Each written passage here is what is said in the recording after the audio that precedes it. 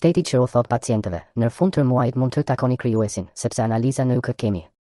Në një shtet normal, Ministria e Shëndetësisë do të ekzistonte për të mbrojtur jetën, për të garantuar shërbimin, për të siguruar që një pacient të mos ende dyreve të spitaleve duke pritur analiza që mund t'i ndajnë jetën nga vdekja.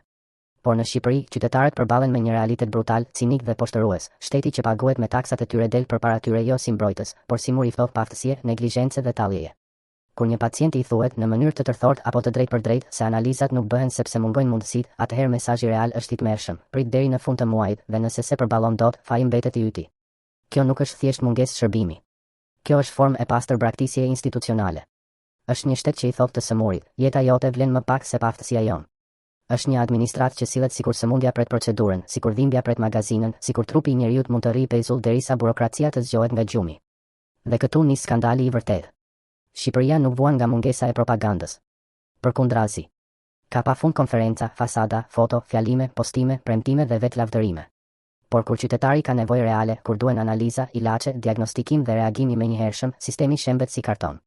Atëherë zhduket shteti i reklamave dhe del zbuluar shteti real, një shtet i lodhur, i kalbur, i paaftë, që nuk arrin të garantojë as minimumin për jetën njerëzore. Nuk ka poshtërim më të madh se sa të lësh pacientin në pritje. I sëmuri nuk kërkon luks, nuk kërkon privilegj, nuk kërkon favor. Kërkon një të drejtë themelore, të diagnostikohet në kohë dhe të trajtohet si qenie njerëzore. Por në vend të kësaj, përballë gjen një sistem që i mbyll derën, e shtyn për nesër, e shtyn për javën tjetër, e shtyn për fund muaj, sikur jeta të ishte faturë dhe jo frymëmarrje. Kjo është arsyeja pse zemërimi i qytetarëve nuk është teprim. Është reagim normal ndaj një padrejtësie të padurueshme. Sepse kur shteti nuk arrin të bëjë analiza, nuk po dështon vetëm teknikisht, po dështon moralisht, po dështon njerëzisht, po dështon në detyrën e tij më bazike, të mos i lërë qytetarët të vetëm përballë sëmundjes.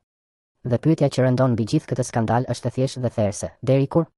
Deri kur shqiptarët do të durojnë që shëndeti i tyre të trajtohet si çështje fati? Deri kur do të pranohet që ministrit të prodhojnë justifikime, ndërsa pacientët të numërojnë ditët, orët dhe frikën? Deri kur një qeveri do të vazhdojë të mbahet në këmbë mbi propagandë, ndërsa qytetarët e saj ndihen të pambrojtur edhe për analizat më bazike? Sepse e vërteta është e hidhur, një shtet që nuk arrin t'u jap pacientëve analizat e nevojshme në kohë, nuk është shtet social, nuk është shtet funksional, nuk është shtet i kujdesit.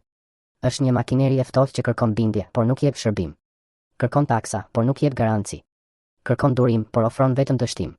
Shqiptarët nuk duhet të mësohen me këtë turp. Nuk duhet ta pranojnë si normale. Nuk duhet ta gëlltisin si edhe një lajm të radhës. Sepse sot është analiza e munguar, nesër është diagnoza e vonuar, pas nesër është jeta e humbur. Dhe atëherë nuk mjaftojnë më justifikimet, konferencat, deklaratat apo fjalët boshe. Atëherë mbetet vetëm përgjegjësia e atyre që e kanë kthyer shëndetësinë në një sistem pritjeje, ankthi dhe dëshpërimi. Kjo nuk është qeverisje. Kjo është tallje me njerëzit. Kjo nuk është mungesë kapaciteti. Kjo është dështim shtetëror. Dhe përballë këtij dështimi, heshtja nuk është më durim, është bashkëfajësi.